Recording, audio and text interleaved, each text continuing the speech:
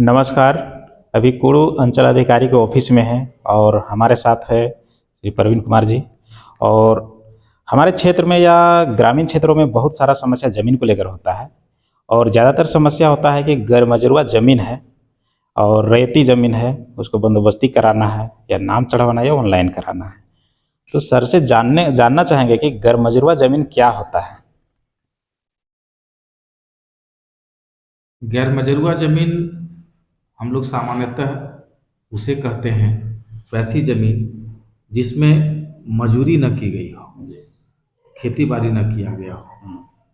तो सर्वे के समय जो जमीन उस तरह की पड़ी थी, तो सर्वे में गैर मजरूआ जमीन आया। यह विशुद्ध रूप से सरकार की जमीन होती है। इसमें फिर कई क्राइटेरिया हैं, बंदोबस्ती कैसे होती है, इसमें अतिक्रमणवाद भी चलाया जाता है। इसको बंदोबस्ती कराने का क्या नियम है? गैर मजरूआ जमीन बंदोबस्ती के लिए सबसे पहले एक सुयोग्य श्रेणी होती है।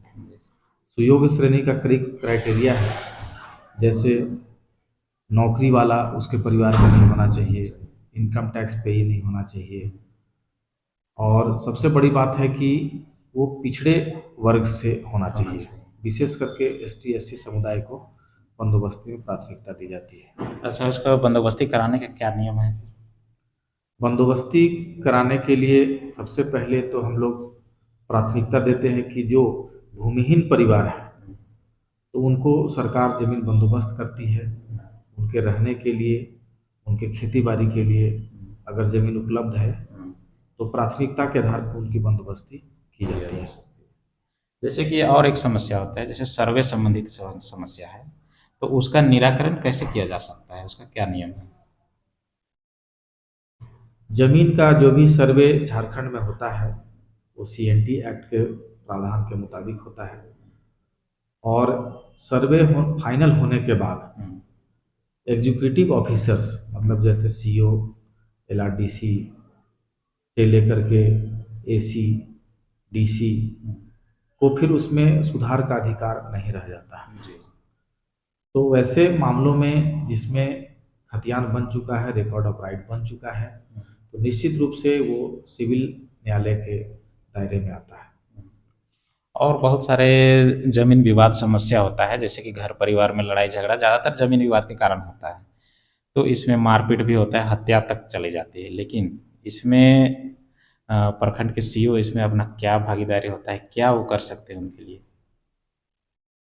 रैयती जमीन के झगड़ों का निपटारा मुख्य रूप से सिविल न्यायालय में होता है। लेकिन तात्कालिक मामले जिसमें किसी के साथ अन्याय हो रहा हो, किसी को कोई दबा रहा हो, जबरदस्ती कर रहा हो, गुंडागर्दी कर रहा हो, किसी की जमीन को कब्जा करने का प्रयास कर रहा हो, तो ऐसी स्थिति में हम लोग त्वरित कार्रवाई करते हुए और जमीन पे 144 लगाने का प्रतिवेदन भेजते हैं। अगर त्वरित कार्रवाई की जरूरत नहीं है, तो हम लोग पक्षकारों को नोटिस करके अंचल कार्यालय में बुलाते हैं, दोनों पक्षों से कागजात की मांग करते हैं, और जो मुख्य बात है वो दखल के मामले में हम लोग जांच करते हैं। कभी कभी ऐसा होता है कि जमीन आपके पूर्वजों ने किसी सुविधाहीन जाति या व्यक्ति के नाम से दे दिया होता है। पहले जमीन होता था उंगली दिखावल, या उंगली दिखा दिया कि जाओ ये जमीन तुम करो, ये तुम करो। तो वैसी जमीनें चूंकि उनके नाम से ट्रांसफर नहीं हुई है, तो वैसी जमीनों को अब लोग वापस लेने के लिए कई तरह के हथकंडे अपनाते हैं। तो निश्चित रूप से वैसी जमीनों में दो मुख्य प्रावधान हैं।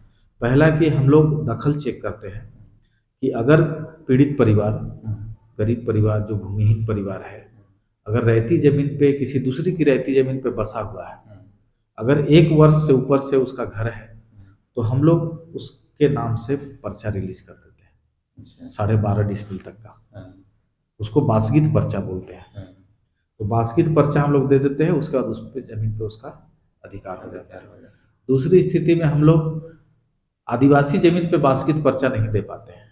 तो ऐसी स्थिति में हम लोग दोनों पक्षों को बुला करके और समाधान का प्रयास करते हैं, ताकि विवाद निपट सके। नहीं निपटता है तो हम लोग अपने उच्चाधिकारी, अनुमंडल पदाधिकारी को 144 या अन्य धाराओं के तहत कार्रवाई के लिए भेज देते हैं। अच्छा, बहुत सारे मामले ये आते हैं कि ज़मीन उनके नाम में नहीं है, गैर मजरूआ है या कौन-सा ज़मीन उनको पता नहीं है। लेकिन बहुत समय से रहते आ रहे हैं और घर भी बना लिए हैं। तो वैसे स्थिति में वो लोग क्या करें और अंचल अधिकारी से उसको क्या मदद किया जा सकता है? ग्रामीण क्षेत्रों में अक्सर ऐसा होता है, जी। लोग घर बना लेते हैं, बाद में पता चलता है कि घर में जरूर ज़मीन था। तो वैसी स्थिति में वास्तव में जो भूमिहीन की परिभाषा है सरकार के नज़र में, तो ग्रामीण क्षेत्रों के लिए 2.5 एकड़ से कम जिस परिवार के पास ज़मीन है, वो परिवार भूमिहीन की श्रेणी में आते हैं। वैसी स्थिति में अगर कोई भूमिहीन व्यक्ति है और गैर मजरूआ ज़मीन पे उसका घर बना हुआ है, बहुत पहले से बना हुआ है, तो हम लोग कोशिश करते हैं कि अतिक्रमणवाद चलाने के पहले अतिक्रमणवाद अधिनियम 1956 में यह प्रावधान भी है कि अतिक्रमण हटाने के पहले आपको एक बार बंदोबस्ती पे विचार करना चाहिए। जी, बिल्कुल, बिल्कुल। तो हम लोग पहले उसके बंदोबस्ती पे विचार करते हैं। यदि व्यक्ति सुयोग्य श्रेणी में है और सचमुच भूमिहीन है, तो बंदोबस्ती का प्रस्ताव हम लोग बढ़ाते हैं। इसमें एक बात हम लोग ध्यान देते हैं कि उसने गैरमजरूआ जमीन भूल से या जरूरत के हिसाब से दखल किया है या साजिश के हिसाब से। अच्छा, ठीक। यदि वो भूमिहीन नहीं है, अमीर व्यक्ति है और साजिश के तहत उसने ऐसा किया है, तो उसमें निश्चित रूप से अतिक्रमणवाद चलाया जाएगा और उसमें अतिक्रमणवाद के नियमों के अधीन कार्रवाई की जाएगी। सर, इसी जगह पे दलाल पैसा लूटते हैं और दलाल कैसे पैदा होते हैं? थोड़ा-सा इसके बारे में पता चले। मैंने पिछले वीडियो में भी आपको बताया था कि दलाल उत्पन्न होने के कारण आप देखेंगे कि सरकारी व्यवस्था एक प्रक्रिया के तहत चलती है जी, जी। और इसमें थोड़ा सिंगल विंडो सिस्टम का अभाव होता है। हाँ। कहने का मतलब कि आपने एक विंडो पे दे दिया, आप प्राइवेट हॉस्पिटल्स में जाते होंगे, जी। आपने पेशेंट दे दिया, बाकी सारी लाइबिलिटी हॉस्पिटल की होती है। वो आपका जांच भी कराएंगे, डॉक्टर से दिखाएंगे भी, दवा भी खिलाना उनका जिम्मा होता है। लेकिन जैसे ही आप सरकारी तंत्र में आते हैं, तो आप देखेंगे कि सरकारी हॉस्पिटल हो या सरकारी कार्यालय हो, आपको थोड़ा अपने काम के पीछे लगना पड़ता है।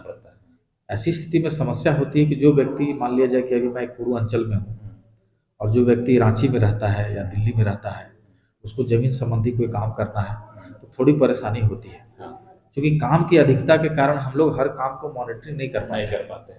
कोशिश रहती है कि हम लोग काम को चेंज करें, रजिस्टर में मेंटेन करते हैं, लेकिन प्रॉपर तरीके से मॉनिटरिंग करना थोड़ा मुश्किल होता है। तो ऐसी स्थिति में बिचौलिया पनपते हैं। जब व्यक्ति का काम थोड़ा देर होता है, काम तो हो जाएगा, देर से ही काम हो जाता है, लेकिन जब कोई व्यक्ति का काम देर होने लगता है तो उसे लगता है कि अब तो काम नहीं होगा, तो वो फिर बिचौलिया के शरण में चला जाता है कि हमको काम करा दो। और बिचौलिया कई प्रकार के हैं, किसी माध्यम से मेरे भाई हैं करके आते हैं और कुछ गलत मैसेज पहुंचाते हैं।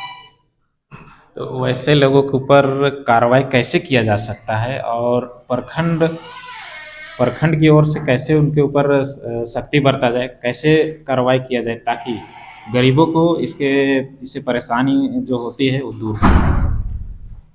यदि कोई व्यक्ति ऐसा शिकायत करते हैं कि किसी बिचौलिया के द्वारा या किसी व्यक्ति के द्वारा किसी काम के लिए पैसे की मांग की गई है, तो निश्चित रूप से कार्रवाई की जाएगी। और एक सवाल है सर कि विशेषकर रैयत जो होते हैं, रैयती प्लॉट है, रैयती ज़मीन है, उसमें आए दिन झगड़ा होते रहते हैं। तो अंचल अधिकारी उसके बारे में कैसे उनको निपटारा दिला सकते हैं और लड़ाई झगड़ा को कैसे उनका कम किया जा सकता है? निश्चित रूप से इसका जवाब मैं पहले दे चुका हूँ कि रैयती ज़मीन के मामले में हम लोग दखल पे ज़्यादा फोकस करते हैं। दखल गलत तरीके से न किया गया हो, ऐसा नहीं कि किसी को स्थापित करके किया गया हो, लेकिन यदि बहुत पुराना दखल है तो हम लोग जो एग्जीक्यूटिव ऑफिसर्स होते हैं, तो उनका मुख्य काम है रैयत को सुरक्षा देना। अगर कोई व्यक्ति घर बना के रह रहा है, किसी उस जमीन का पेपर अगर किसी दूसरे व्यक्ति के नाम से है, लेकिन हम लोगों का ये दायित्व बनता है कि हम उस व्यक्ति को प्रोटेक्ट करें जो उस जमीन पे घर बना करके वर्षों से रह रहा है। तो हमारा मुख्य कार्य दखल को लेकर के होता है। और जैसे कि बहुत सारे ये समस्या है कि रोड साइड में बहुत सारे दुकान खुले हुए हैं, उनको बहुत बार हटाया जाता है। कहीं न कहीं वो भी एक गरीब तबका होते हैं जो कि उनके पास अपना ज़मीन या अपना वैसा रेंट देने का कैपेसिटी नहीं होता है, इस कारण से वो लोग दुकान लगाते हैं। उनके लिए क्या कहना चाहेंगे आप? मैं तो सीधा यही बोलूँगा कि सड़क किनारे जो भी दुकान लगाते हैं उससे जाम की समस्या उत्पन्न होती है। और निश्चित रूप से एक व्यक्ति दुकान लगाता है, अपना व्यवसाय करता है, लेकिन उससे सैकड़ों लोगों को परेशानी होती है। तो आप कम से कम अपना दुकान एक ऐसे जगह पे लगाएं जहां से लोगों को परेशानी ना हो, क्योंकि एक आदमी के, एक व्यक्ति के मुनाफे के लिए सैकड़ों और हजारों लोगों को प्रतिदिन परेशानी हो रही है। तो ये बर्दाश्त नहीं किया जा सकता है और नहीं किया जाना चाहिए। निश्चित रूप से ये गलत है। और एक आखिरी सवाल है कि जैसे कि ज़मीन मामले में बहुत जगह पे, लगभग सभी जगह पे, पंचायत हो या ब्लॉक हो या अंचल हो, दलाल भरमार हैं इसके। तो इसको कैसे आप किस नज़र से देखते हैं और लोगों को क्या करना चाहिए कि दलाल से बचे रहें? मेरा स्पष्ट मानना है कि अभी सरकार के जितने भी कार्य हो रहे हैं, प्रमाण पत्र बनता है, जमीन का नामांतरण है, या जमीन जो ऑनलाइन हुई उसकी त्रुटियों में सुधार है, सारे कार्य जो हैं ऑनलाइन है। आप ऑनलाइन उनको चेक करके मॉनिटरिंग कर सकते हैं। ऐसी स्थिति में दलाल के पास जाने से अच्छा है कि आप सरकारी पदाधिकारी के संपर्क में रहें और जो भी कागजात आवश्यक है उसको आप कागजात को देंगे, तो मुझे लगता है कि दलालों से मुक्ति पाई जा सकती है। और एक चीज़ है सर कि यहाँ पे कुछ लोग आपके ऑफिस तक नहीं पहुँच पाते हैं, क्योंकि कुछ लोग ऐसे होते हैं जो कम पढ़े लिखे हैं या नहीं पढ़े लिखे हैं। उन लोग को बाहर से घुमा दिया जाता है कि सीओ साहब नहीं हैं या कुछ बिजी हैं। इस तरीके से वो 2-3 बार आते हैं, उसके बाद आना बंद कर देते हैं, तब वो दलाल का सहारा लेते हैं। तो ऐसे में क्या करना चाहिए? मेरा तो प्रयास रहता है कि हमारे यहाँ जितने भी चौकीदार हैं, जब भी हम उनको शनिवार के दिन बुलाते हैं तो यही बोलते हैं कि आपके क्षेत्र में जो भी कोई इस तरह की समस्या हो तो आप ज़रूर समस्या को आप कलेक्ट करें और समस्या को हम तक लाएं। जब ये हमारे पास आ जाएगा तो फिर इसमें कहीं से भी कोई दलाल एंट्री नहीं कर सकता है। चलिए, बहुत बहुत धन्यवाद आपका। ये थे हमारे कुरु प्रखंड के अंचल अधिकारी श्री प्रवीण कुमार जी। बाकी बात हमारा प्रयास आपको कैसा लगा हमें कमेंट करके ज़रूर बताएं। जय हिंद।